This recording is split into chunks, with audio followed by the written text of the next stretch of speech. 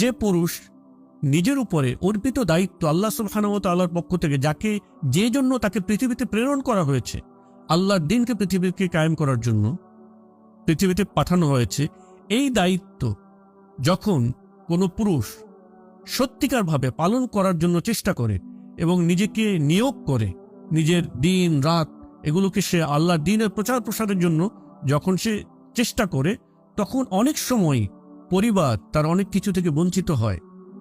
হ্যাঁ, হয়তো সে যে পরিমাণে তার চাওয়া সেই পরিমাণ তার পূরণ হয় না।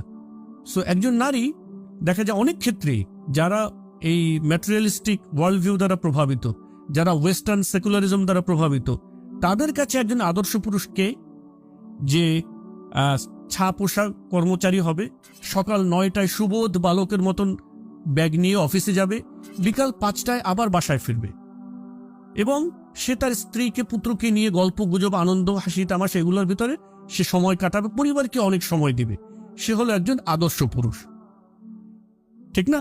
এটা নেওয়া হয়েছে। এখন আপনি যদি দেখেন যে ব্যক্তি দিনের জন্য পরিবারকে ত্যাগ যদি করে, তাহলে সে তার স্ত্রীর কাছে উত্তম ভালো পুরুষ হতে পারছে না।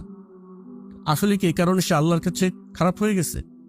কনটেক্সটগুলো আমাদের বোঝা দরকার যে আমাদের অবস্থাটা এমন হয়েছে যে পরিবার বিষয়ক আলোচনাটা এত পরিমাণে হয়েছে যে নাও পরিবার has appear to be a মাবুদ। আমাদের জীবনে, মুসলিমদের জীবনে পরিবার ইজ ভেরি ইম্পর্টেন্ট পার্ট।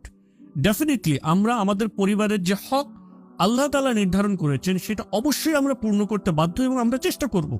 কিন্তু এখন যেটা হয়েছে, পরিবারকে মাবুদ বানিয়ে ফেলা হয়েছে। একজন পুরুষের, একজন মানুষের গোটা জীবন কেমন যেন আবর্তিত হচ্ছে তার পরিবারকে কেন্দ্র করে। এই পৃথিবীতে যেন তার পরিবারকে সময় দেওয়া, পরিবারের জন্য উপার্জন করা, পরিবারের সুখ শান্তি নিশ্চিত করা, তাদের জন্য গাড়ি বাড়ি করা, ফ্ল্যাট করা, বাচ্চাকে দামি স্কুলে পড়ানো এবং তাদেরকে রেস্টুরেন্টে নিয়ে যাওয়া, তাদেরকে কক্সবাজার নিয়ে যাওয়া, ঘুরতে যাওয়া, এই যে ধরনের নানামুখী ডিমান্ড, এইগুলো যে সুন্দরভাবে পূরণ করতে পারে, সে হলো অনেক নারীদের কাছে সে হলো আদর্শ পুরুষ। আসলে সে কি আল্লাহর কাছে সে কি তাহলে আদর্শ পুরুষ না? এই জন্য আল্লাহ তাআলা কোরআনে বলেছেন, আমরা শুধু এক পেশে কথা শুনি, ফ্যামিলি ফ্যামিলি ফ্যামিলি।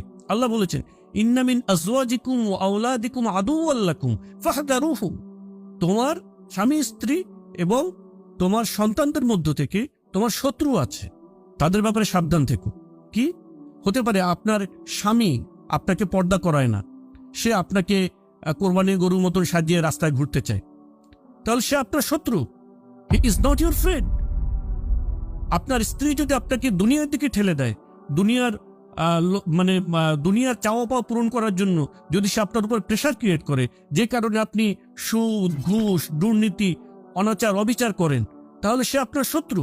যদি আপনার সন্তানের চাহিদা পূরণ করার জন্য আপনি যদি অফিসে অন্যায় করেন এবং এটার জন্য যদি আপনার সন্তান আপনার উপরে প্রেশার ক্রিয়েট করে তার চাহিদা পূরণ করতে না পারার জন্য, তাহলে সে আপনার শত্রু। আপনার পরিবার যদি প্রেশার ক্রিয়েট করে, তাহলে সে আপনার শত্রু। আল্লাহ বলছেন তাদের ব্যাপারে সাবধান থেকো। সুতরাং পরিবারের যে দায়িত্ব, এটা আমরা পালন করার জন্য চেষ্টা করবো। ইট ইজ ট্রু, এটা আমাদের রেসপন্সিবিলিটি। আল্লাহ বলছেন ইয়া আইয়ুহাল্লাযীনা আমানু কু আনফুসাকুম ওয়া আহলিকুম নারা, তোমরা পরিবারকে রক্ষা করো আগুন থেকে।